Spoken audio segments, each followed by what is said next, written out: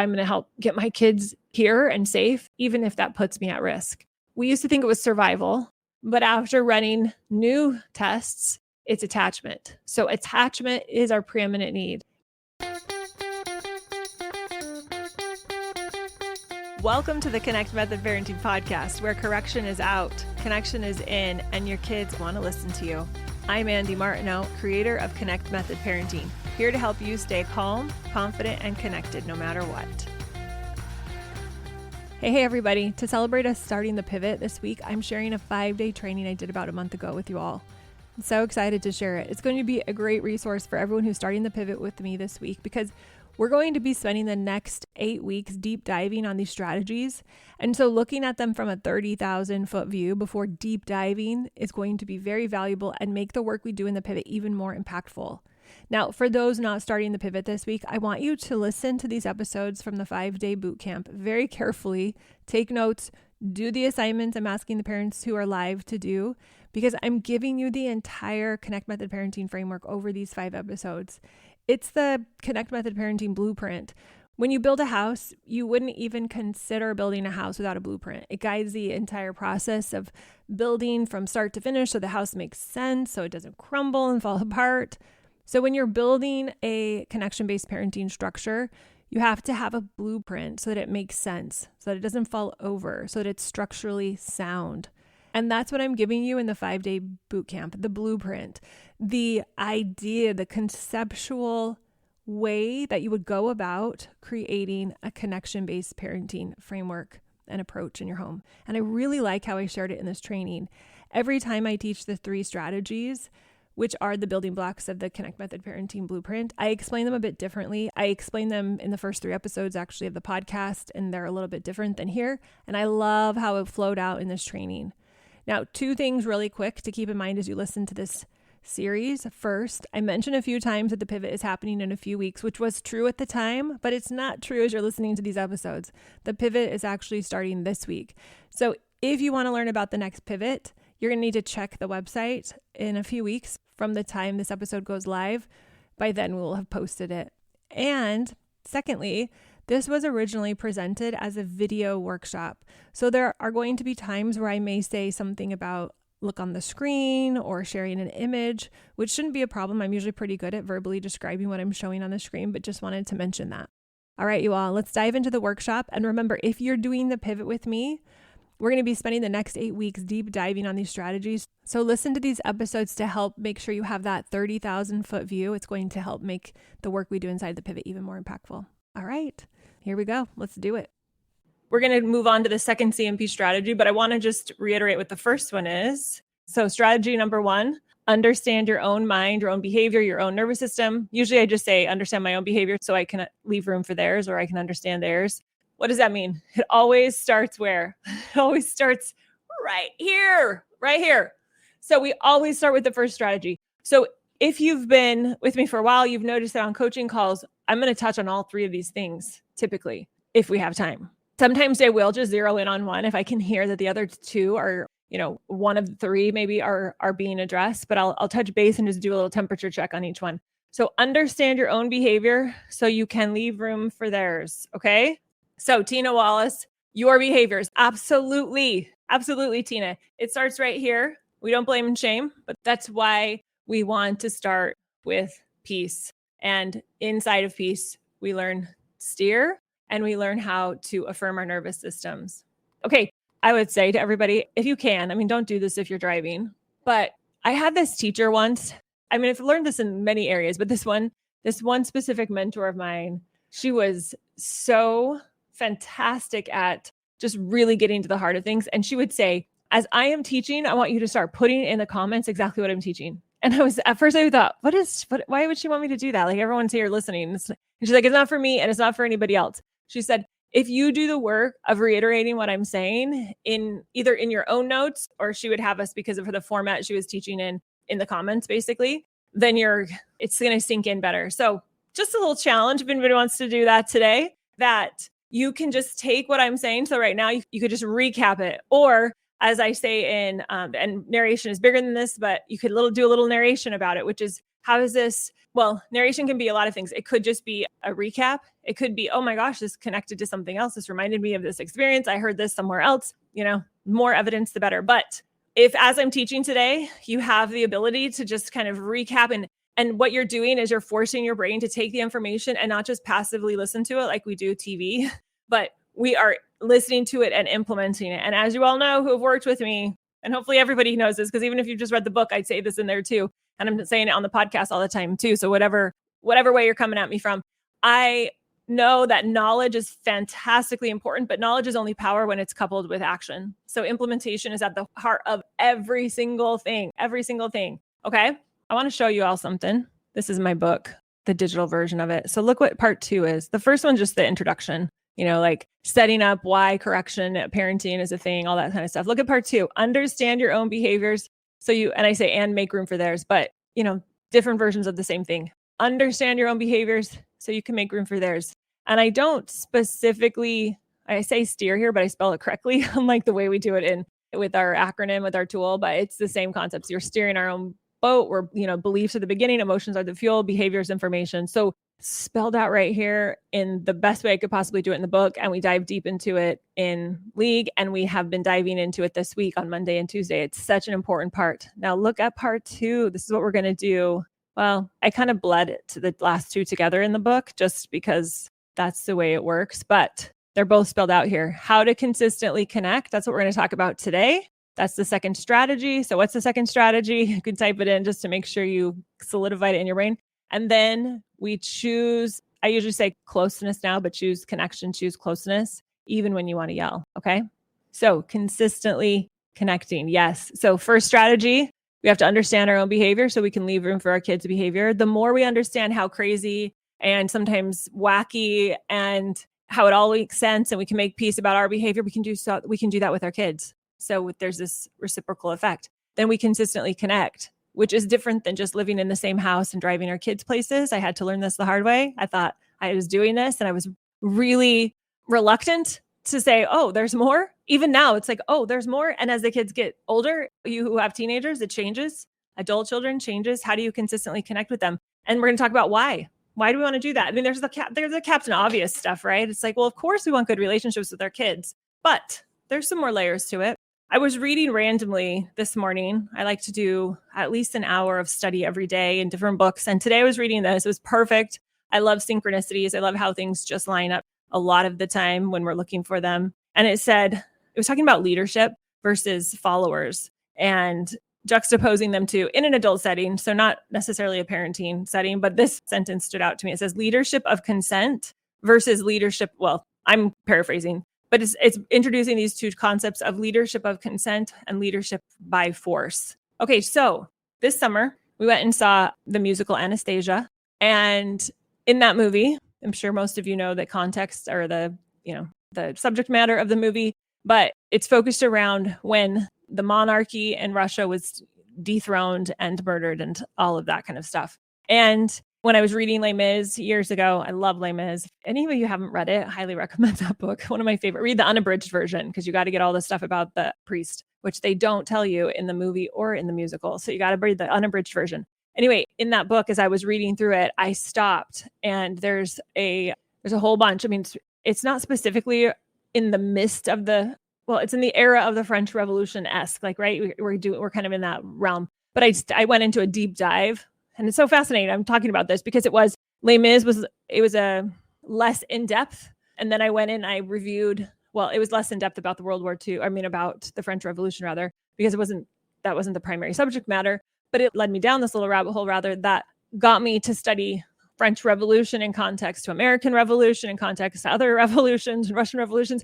And then even deeper, I went into study really deep stuff within that era. And so that's what we're doing this week. But the reason I bring this up is because just like the Russian monarchy was dethroned, there was a lot of upheaval when the French monarchy was kicked out. And why do I talk about that? Why am I going on this tangent hole that seems completely irrelevant? Because it was a different style of leadership. It was the leadership of force, not feeling like the people had power versus leadership of consent. Now, today we're talking about consistently connecting with our kids because of the relationship that it creates. And we need to be the leader with our children. We do. Compassionate alpha, you've heard me talk about this incessantly because it's so important. And we don't talk about alpha because it's got a bad rap for, some good reasons, but we're going to make it a good spin on it. For our children to decide to be dependent on us, for us to be their leaders, for us to be able to lead by consent, but for us to be able to be in that alpha position, the compassionate alpha position,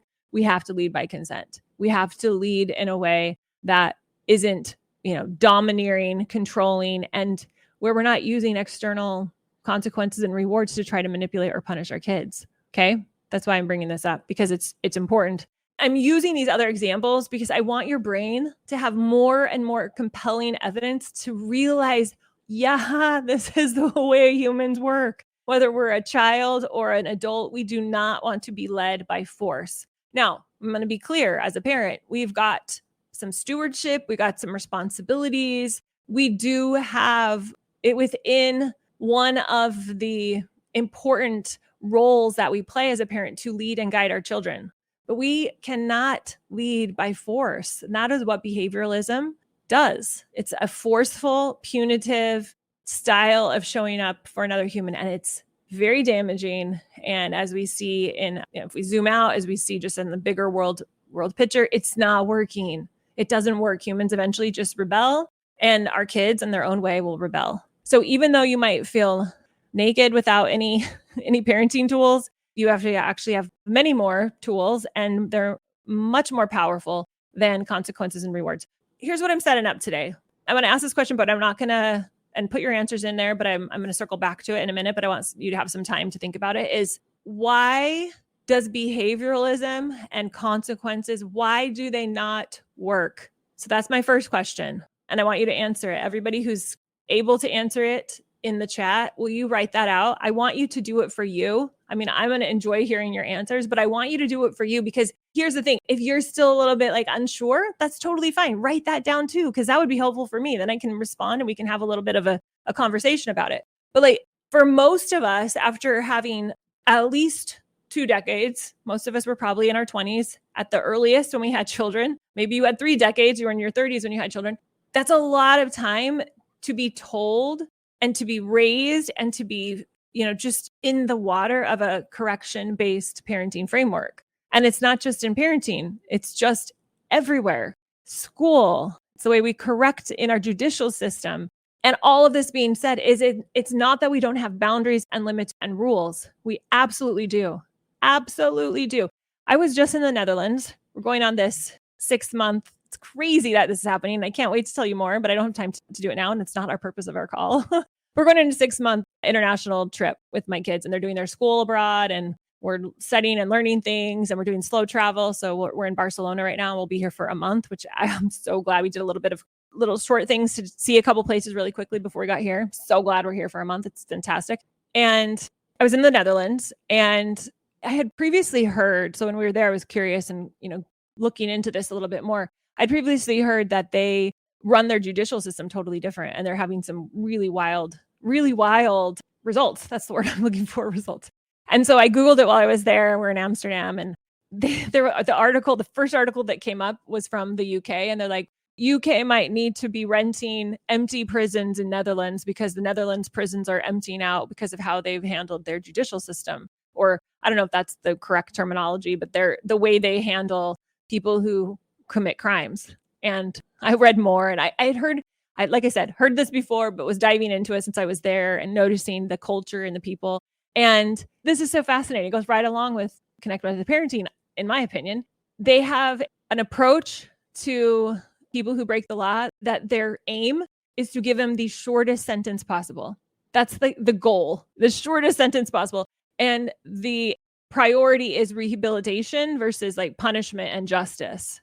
And as a result, the people who are breaking the law and do need to have some help for the safety of the whole, so that they're not out there continuing to break laws, they're being rehabilitated and able to reintegrate into society. So they're having all of these prisons that, when they were doing a more traditional judicial system with the punitive stance, were full. And I can't remember the rate, but we have a dear friend that we met through a prison ministry program that we were able to participate in. where you go visit inmates that don't have anybody who is visiting them, who ended up, he's now been out, I think it's been 3 years. It's so fantastic.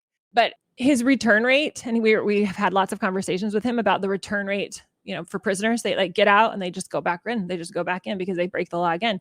And he was telling us how he finally broke that cycle. And it was connecting with good people, connecting with God, having a purpose. He joined AA because he had an addiction problem. He found himself, his heart softened. He forgave himself. He forgave other people. Anyway, he's like, it wasn't the prison system. That the punitive part would never change me. I went through, he was in prison 20 years. He's like, that didn't work. So I loved having evidence. Hopefully this is resonating. It's like, this is the solution. Why is it not out there more? I think it's just going to take some time. It's just going to take some time, and that's okay. But it is factually, scientifically proven, and we have distilled it down into parenting. Netherlands has distilled it down into their judicial system. Bravo for them. There's another Scandinavian country. I don't want to say which one because I'm not sure, but another one, I don't think it's the Netherlands. But their school system is having these fantastic results because they've rethought how to structure school. And as I studied it, and I was listening to, I believe it was Dr. Neufeld talking about it. I think he was the one, just about how the attachment, the way they form attachment between students and teachers is just phenomenally different than how it's being done in the rest of the world. As a result of that priority on attachment, the learning is increasing, which makes sense because when we are attached to those we learn from, our parasympathetic system is in place, or our higher thinking is in place. We want to listen to them. We digest our food easier. It's easier to think. All of our organs on the subconscious level are working better. So here's the thing. And I just saw that Sandy said she was in her 40s, which is fantastic. Your brain was fully formed when you had children, which is really a gift. I mean, for women, studies say around 25 is when our brain is fully developed. Men, 30. Oh my gosh, I was not a fully developed brain human when I had children because I had my last child at 31, which is absolutely insane. Okay, so yes, tell me about your belief system with behavioralism. And then this is a system, let me just encapsulate it for those who might be trying to figure out exactly what I'm saying. Behavioralism is the study that came out that we believe we change people externally. We're the sculptor. You've probably heard me say that before if you listen to me very often. We have a sculptor mentality. It's our job to mold this rough, marble into place, versus a gardener that creates an environment where our kids can thrive. Mystery seeds, we're not actually sure what they're going to turn into, but we try to create an environment where they can reach their potential. Okay, I want to look at what you guys said about why behavioralism or leading by control, which is behavioralism, let's be honest. Oh, Finland is the one with the school system. Yes. I remember when I read that, Kristen, I was thinking I should move to Finland. This is fantastic. But, we can't. So we just learn from them. Okay. Kylie said, through that method, they are doing things not because they want to listen to you and trust you, but out of loss or out of fear and loss of connection. Yes. Thank you, Kylie. That is beautiful. That's why I like to emphasize and, called this 5-day refocusing workshop for those who have been with me for a while. We're doing a big overarching review for those who haven't, an introduction to connect method parenting. I called it how to get your kids to want to listen to you. Exactly what you said, Kylie, because want is very different than can I get them to listen to me by giving them the better reward, by threatening to take away something that really matters to them. Probably the fallout is so bad, you guys. Do not be fooled into thinking that's a solution. And if you do it, we just recover.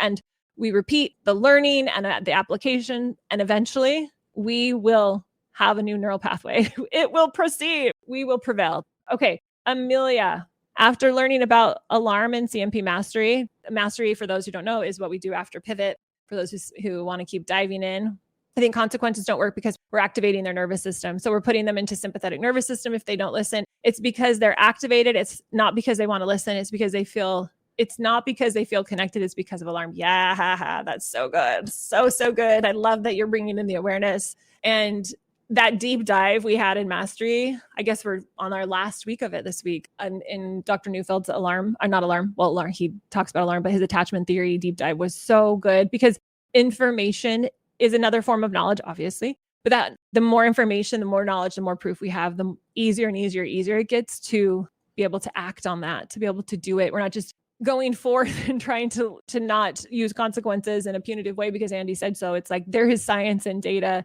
There's so much proof to support it as well. Caitlin said behavioralism focuses solely on external behavior and disregards humanism. Yes. Stating that humans are the same as animals, it overlooks the influence of internal cognitive processes Caitlin, that's so good. Yes, there is a statement. I can't remember if it's by Watson or Skinner, but one of them basically says exactly what Caitlin's recapping here is that humans and animals are the same. And I adore my dog. Don't get me wrong. Like, we have a sheepadoodle. She's just massively important to me and I miss her terribly. My son's taking care of her. She's well tended, but we still miss her terribly and I love her to death. But her brain and the way we train her and the way she sees the world is very different than my children. I wouldn't get confused with that. And they basically said there is no distinction. So let's take that into account today, shall we? Okay. And Tamara says, we have no ability to change others. Yes, we are the gardener. People choose to change because they are loved and want to change. Yes, yes, yes, yes. Gardener, gardener all the way. And I love thinking of my kids as these mystery seeds that I'm going to not get it right every time. You know, I'm not going to know exactly what this one needs versus that one, but it's okay because there's room for error as long as the intention is focused. So behaviorism really conditions us away from internal truth and connection to others and God. Oh, so true. So true. Yeah. My partner said the dog listens. And here's the thing. Sometimes we are more equipped because we have been swimming in a sea of behavioralism to train our animals. We are familiar with it. But then when we apply and we're good at it, we've been taught it, it's been done to us. So maybe our dogs do behave better than our kids, but it's probably because we're trying to train our kids with the same techniques that we're trying to train our dogs and with these external forces. So why did I want to recap all of that? Thank you, everyone, by the way. Thank you, thank you, thank you for sharing. If you want to share more, if more things come up about why behavioralism doesn't work, fantastic, or why a connection attachment based or connect method parenting based CMP approach works, feel free to put it in the comments. It'll be good to just give your brain more and more evidence of like, yes, this works. And hopefully by reading everybody else's, it reiterates it too. Okay, so we learn in the first strategy that we have to understand our own behavior so we can leave room for our kids' behavior. Therefore, getting us in a better place emotionally, getting our nervous system in a more safe place, and having more cognition around the truth of what creates our reality, which is nothing out here. It's all in here for better or worse. And it's, if we see somebody who's making choices, let's just not do our kids, but like think of another adult that maybe you tend to look at their life choices and you're like, wow, it's kind of an interesting set of life choices. I don't really agree with it. What I want to challenge you to do, because this will help your parenting, is to be able to say, well, that is interesting. That behavior is interesting. Those life choices are interesting. They're different than what I would do, but I'm going to believe that given the life that that person has lived and the experiences they've been through, they're doing their best, and honor that. Now, that doesn't mean you invite them over for dinner necessarily. Maybe you do, maybe you don't. That doesn't mean you have to pander to them. That doesn't mean you're giving them, and like if there's someone who's not good for you to be around, it doesn't mean like you need to let them be around you. Just because they're doing their best doesn't mean the best is good enough to make certain, cuts in what you're able to or wanting to engage in them. But by you looking at them and saying, okay, I'm going to believe that is their best and not judge them that they could have done better. Because I truly believe if we're in our right state of mind, and this goes for our kids too, and for us, this is why we can't beat ourselves up either. If we're in the right state of mind, and I think at the heart of every human, and if there's somebody who's, really struggling, you might think like, except for this person, there's probably some reason that is causing them to be so toxic or so dangerous. And they probably need, some type of intervention to protect other people around them. But even those people, feel free to type in the chat if you're, thinking this is crazy talk. But there's still a reason why they're acting that way. And if that way is so bad that they need to go to a facility to take them away from the rest of humanity, then that might be the case. But to be able to say that's the best they can do right now and it's not good enough to even function in society is very different than that person, is making these conscious choices to behave so terribly that, and we start to judge and judge. I want to really hit this home because behavioralism is going to tend to push us towards judgment towards other people thinking they could consciously have made a different choice. But ask yourself, and I think I said this yesterday, I've never asked a parent, and when we've phrased it like this, we go back to something that they didn't like. And I asked them, hey, if you could have been more loving, kind, patient, whatever they were lacking, would you have done it if that was, if we could go redo it and you were in the place where you could access that? Every time they're an adamant yes. So even when we're at our worst, even when our children are at our worst, or at their worst rather, there is a reason. And when we can honor that, which is a attachment nervous system safety approach, and address the issues and set the limits, and maybe there's some boundaries, or I like to use the word limits, not even connective consequences, because consequences have been so convoluted and, enmeshed with punitive measures. But like there might be some limits. There might be some limits. And that's okay. But we're coming at it from such a place of connection, from a connective place, not a corrective place. That makes all of the difference. That's what my friend in prison was saying. He said, it changed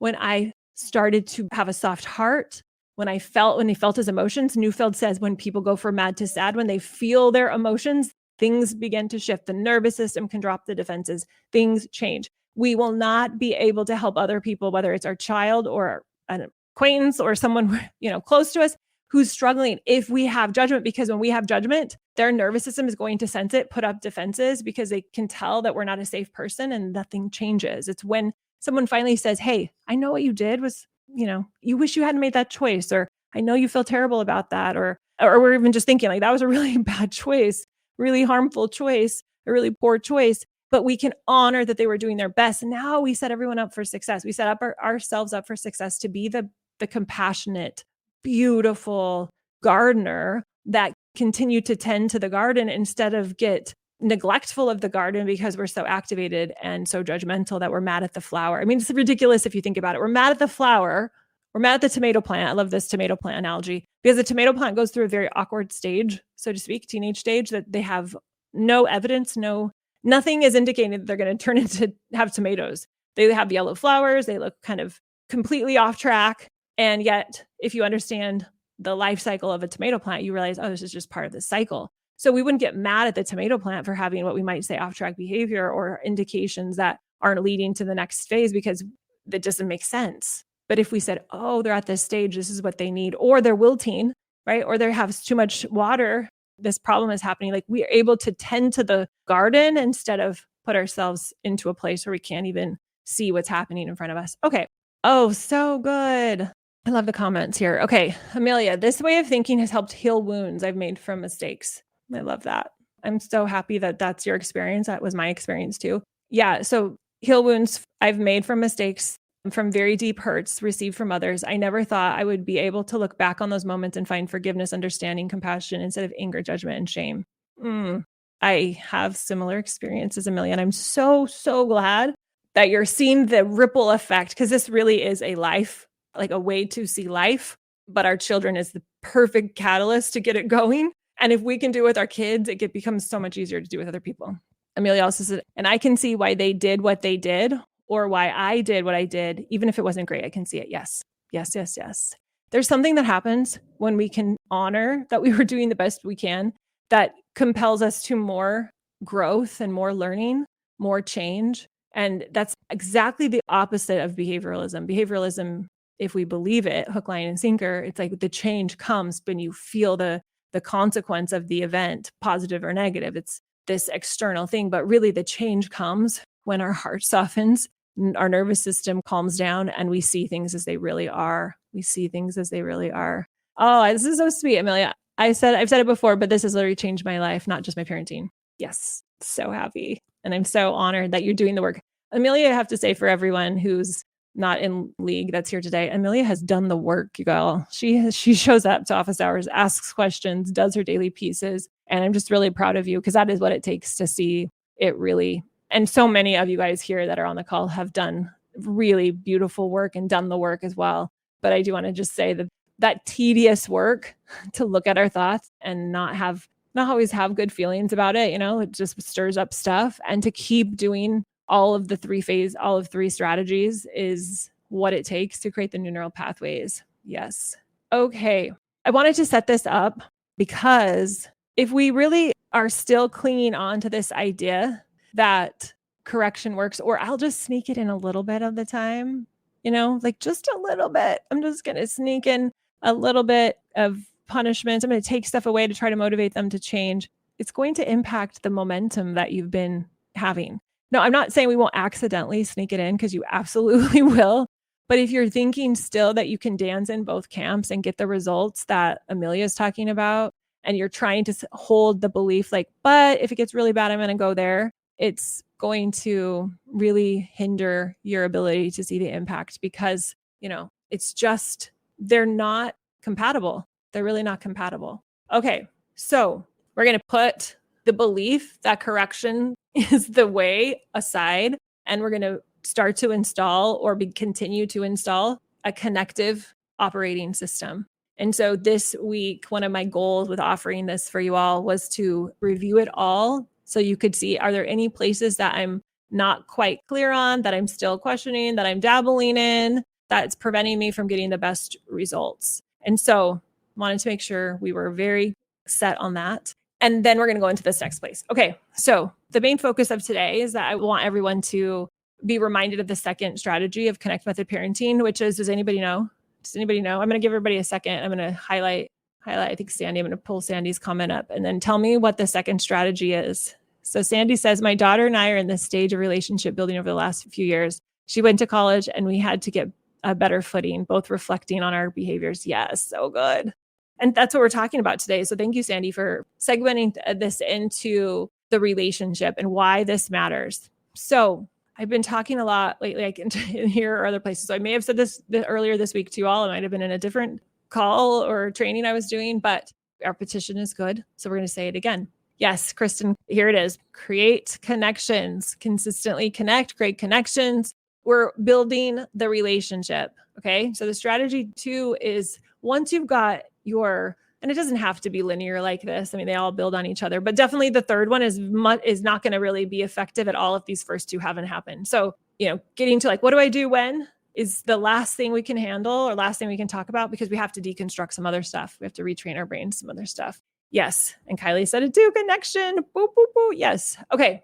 So good. So consistently connect. Why does this matter? We want to have our children choose us. So I started with lead by consent versus lead by control. So our children, there's so many places I could go with this. Our children are designed physiologically to depend on us. They need us to be the alpha. They need to know this adult in my life is going to take care of my needs. So compassionate alpha is critical. That doesn't mean dominating alpha. That doesn't mean arrogant alpha. Compassionate alpha is very particular with the way I say it because it's really, really important that we are compassionate alpha. So earlier this week, I think it was on office hours, as far as particulars, so nobody feels like, I'm sharing anything that's not appropriate. And this has come up multiple times, but in office hours is where we're coaching. It's happening right after this call. So all of you in League, I'm excited to see you there too, if you can make it. But office hours are where we come with like real problems. Real problems are getting us stuck because that's the reality is we're going to learn all these beautiful, ideas, and they might really make sense. And you might not even have any resistance to it in your brain. And then the situation happens. And your brain's freaks out. So a couple of things that have come up is bedtime lately. And so this idea of how do I stay in a compassionate alpha with bedtime, or how do I stay with a compassionate alpha with my teenager? And one of the stories or situations that we worked through, and it was actually a win that was shared in office hours, was when someone was talking about how they had stayed in compassionate alpha while setting limits, which is it's the Mount Everest of accomplishments, because it's truly the test of our neural pathway and of our nervous system is, can you stay aware of your mind, understanding your own mind and behavior, and aware of your nervous system? Can you lean into the relationship? And have you done the work ahead of time? Those 2 things are preparatory. They're like in the moment and they're preparatory. You cannot pull them out of your pocket if you have not been doing the work before. If you haven't been doing daily peace, it's not going to come up. You're not going to have the awareness that they're doing the best they can and you're doing the best they can and be able to have that in the moment. Absolutely not.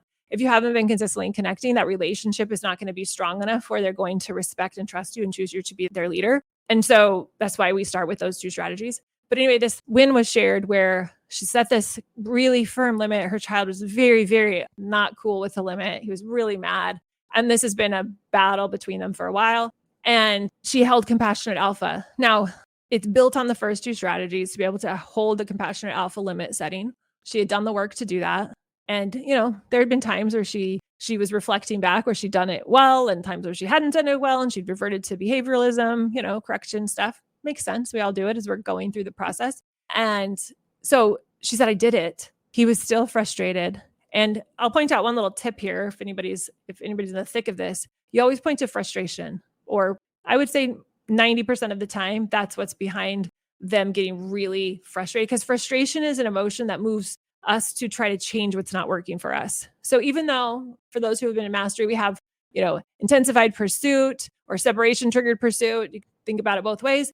We have, be alarmed and try to move to caution. The frustration is the one that a lot of times in the heat of the moment is going to trump the other two.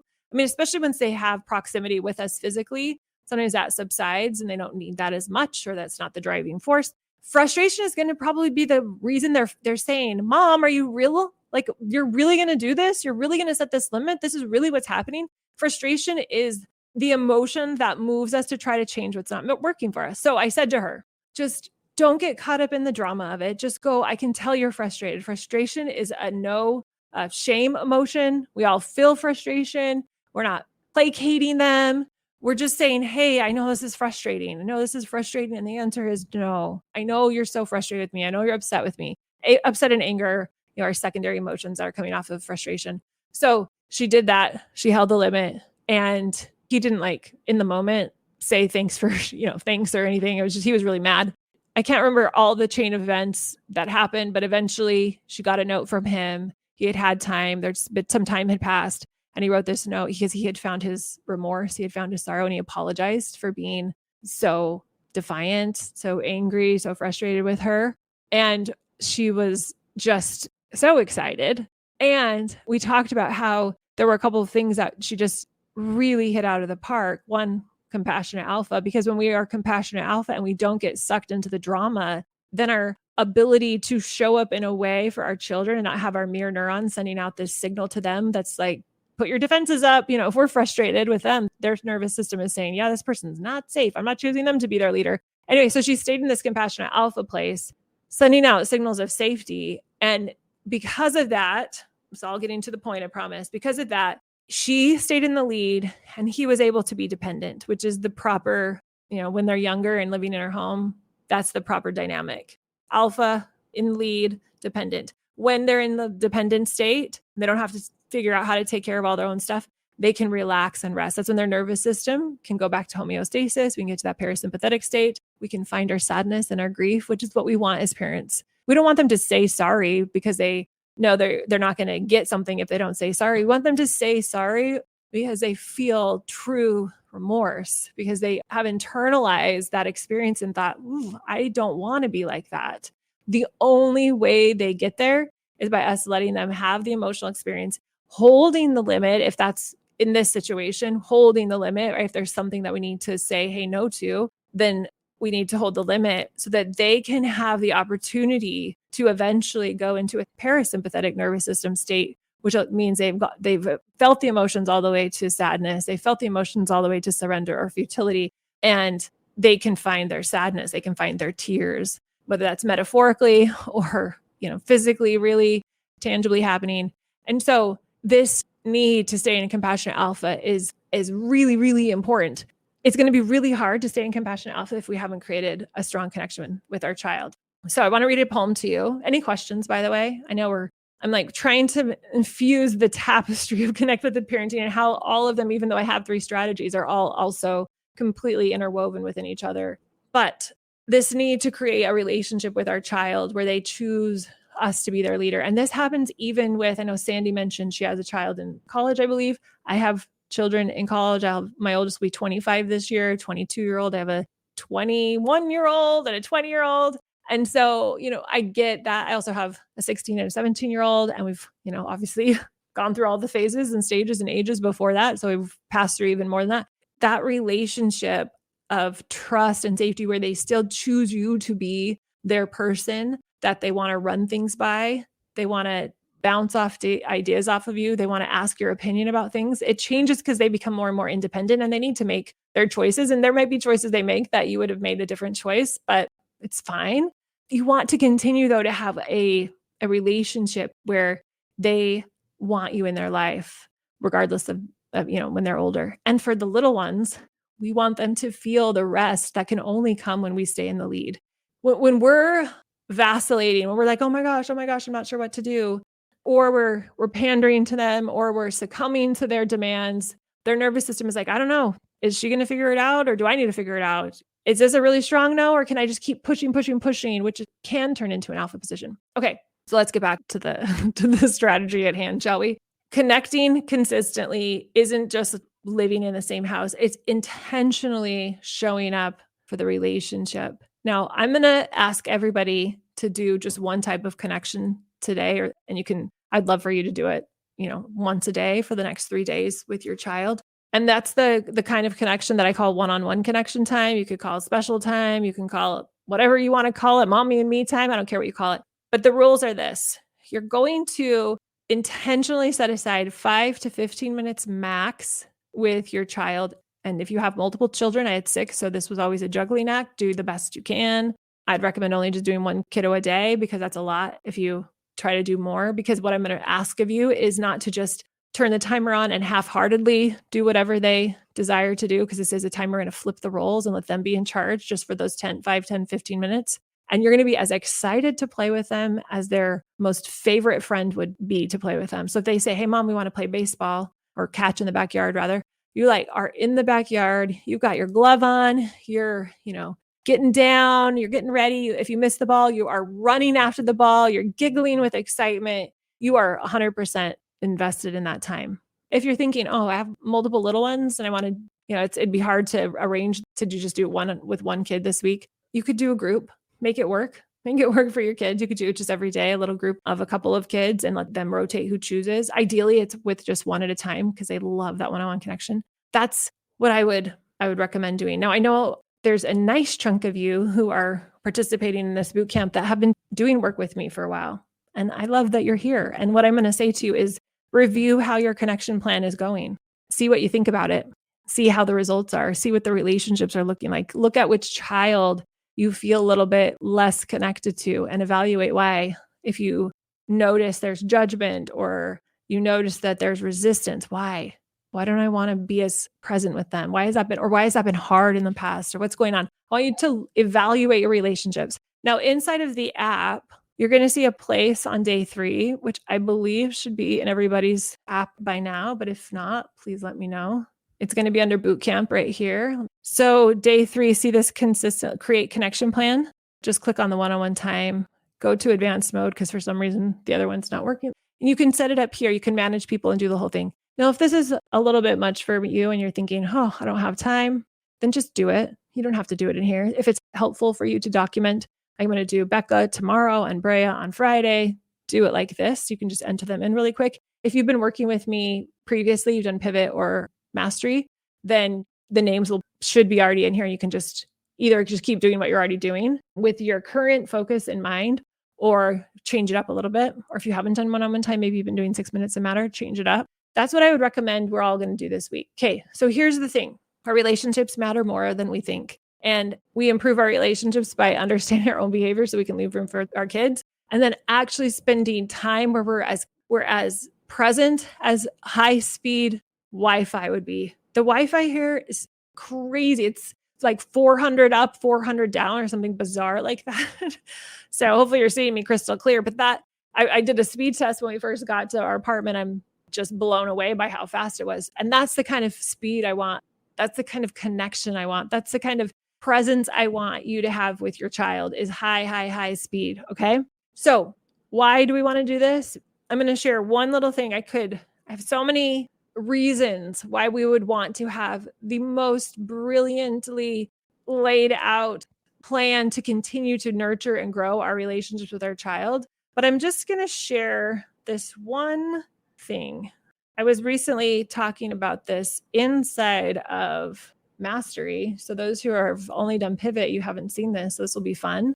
And those who've done Mastery will know exactly what this slide is, and it'll be a good review. So we have all been taught. What have we been taught, you all? We have been taught that survival is the preeminent need, and that when there's a threat, we go into fight or flight mode, and that the preeminent need is survival, like meaning food, water, run out. If a bear is chasing me, I'm running away. Okay. The problem with that, let me just explain why this misfortunate conclusion was drawn. When they ran the studies where they were testing and he came up with this fight flight response, and initially it was just fight flight, all the animals, which I believe were rats, were in cages alone. And when they were stimulated by something that felt life-threatening, they would, try to protect themselves. Or if they were starving, they would be willing to do things to make sure they survived. However, the problem is they didn't put them with the people they loved. So when they put the mama rat with the baby rat, they reacted very differently, in meaning that they would choose to make sure their baby was safe instead of themselves, which shows up all over in humanity, right? If there's a burning building and a mother is out on the street and she's made it out, but she realizes one of her children is missing, she's going to run into the burning building, or she's at least going to want to run into the burning building. If we're up against a natural disaster and, it's not a fend for yourself and let everything else go by the wayside, it's I'm going to help get my kids here and safe, even if that puts me at risk. So we used to think it was survival. But after running new tests, it's attachment. So attachment is our preeminent need. Well, if attachment is our preeminent need, relationships with those we love the most is our preeminent need, then separation is our greatest threat. And if separation is our greatest threat, then facing separation or even anticipating the experience of separation is going to be the thing that creates we're using stress here because that's the word that they've used and that most of us are accustomed to. But that is the quote unquote stress. That is the thing that is causing the problems, what we typically call anxiety problems. Dr. Neufeld would call them alarm problems, or, the OCD, and then escalating from there into other behaviors that are causing stress, or even just feeling stress in general, not anything abnormal. It's from a facing separation. Bedtime is a big time where our kids face a lot of separation. We can go back into our life and say, oh, I can see times where I was facing a lot of separation, where I didn't have good connections with people, where I was threatened. My relationship with my teacher or my friend or my parent was threatened, or my job was threatened and it's the facing separation. It's the preeminent need. So why do we need to invest in our relationships with our kids more than ever? Well, there's the obvious reasons that it just feels really good. But then there's this whole other psychological and physiological reason that will hopefully motivate us to even step into more capacity, more of a commitment to create the kind of relationships that will allow our children to feel safe. So when we, as I was talking about this earlier, alluding to this compassionate alpha place, when we step into compassionate alpha, we are also signaling to their nervous system, hey, you're safe and our relationship is good. And there's so many other ways when we do the one-on-one connection time, or when we say, hey, I'm going to ask all of you to intentionally make sure you do it over the next 3 days. Lean in. And here's how you do it. I haven't done a very good job at explaining how to set it up. So for those who don't know how to set it up, I'm going to explain it right now. You'll see it in the app. I'll recap it. But you're going to set a time, hopefully a little bit ahead of time, even if it's only an hour ahead of time. Set up a time with your child. Say, hey, at 1:00, I want you to pick something to do. I want to do something with you. What do you want to do? I'd love to do something with you. I'm not going to choose. I'm going to let you decide. And then you can set whatever rules you want to have that happen. So maybe you say, hey, we're not going to leave the house. So something inside of the house, or maybe you don't want to have a whole bunch of sugar. So you're like, anything but, eating popsicles or eating sugar, or maybe we know cooking or whatever. So you might set some parameters, but they're going to choose within those parameters. So you set it ahead of time. They choose the activity within your parameters. You show up as excited as their best friend would show up. And they're probably going to ask you to do something you hate to test the waters. Do it anyway. If they say, hey, I want to jump in a mud puddle, you're like, let's bring it on. I'm just going to go change my clothes real quick, right? Be there for them. So those are the basic. That's all I'm going to lay out for you today. I'm going to keep it simple, but just try to set up a time ahead of time where you are highly invested in your child and in the moment with your child, really present with your child. Don't do it longer than 15 minutes. It would be really hard for your nervous system, for your emotional capacity to be able to actually be present. And that, when I'm saying present, I'm like high speed, 400 up, 400 down, data present, like fiber optic speed for your kids. So that's your challenge. If you've been with me for a while and you feel like, I don't know if I've really created a connection plan like that with my kids, see this as your opportunity and your challenge to do that. And if you have, then do it and really try to be as present as possible. Now, we're not doing these connection times. We're not creating this connection plan so our kids behave better. We're creating this connection plan because it's a fundamental necessity to their survival. It's just as important as food, water, shelter, to their well-being, to their survival, truly. And so we're doing it because connection is their preeminent need. We're doing it because it's the thing we would want to do as a wise, compassionate, charitable gardener who cares about the seeds that they're in charge of and cares about the garden. I love that Tina's saying her daughter has been asking for it. I love that. Yes. And that's what will happen. Your kids will just crave it. So that's your challenge today. And we're creating a very simple connection plan. If you've never made one, you're reviewing your connection plan if you've already done it with me and just evaluating how it's been going and maybe up level it a little bit. And you're just going to do it today, tomorrow, and Friday. So 3 times. And you're doing it for the sake of connecting and building the relationship that you want. As we said, it's going to be part of the process of getting our kids to want to listen to us. All right. I have a little poem I want to read to you that I put at the beginning of my book. It's one of my favorites. It's by John Rodell, one of my favorite modern poets. He says, when somebody falls apart, don't try to put them back together in your image. In fact, don't try to reassemble them at all. It's not your job. Lay on the ground with them and scoop as many of their broken pieces into your hands as you can. And every now and then whisper to those pieces, this is not forever. That's your job. You guys, we have the most beautiful opportunity to be parents. What a privilege, what an honor it is. Continue this week as we're on day 3 of showing up and inspecting our behavior. Go look at that piece. Hopefully you finished it yesterday, your daily piece for the week. If you're new, you're just doing one. If you've been with me for a while, keep doing the daily piece every day, but look at it and see what you can learn. And then look at your intentional steer and see what you can learn and do your connection time with your kiddos today. Okay. So good to spend some time with you all. We'll see you later. Bye.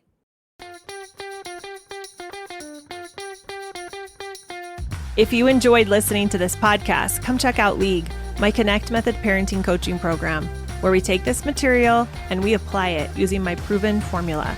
Head over to cmp.works/join.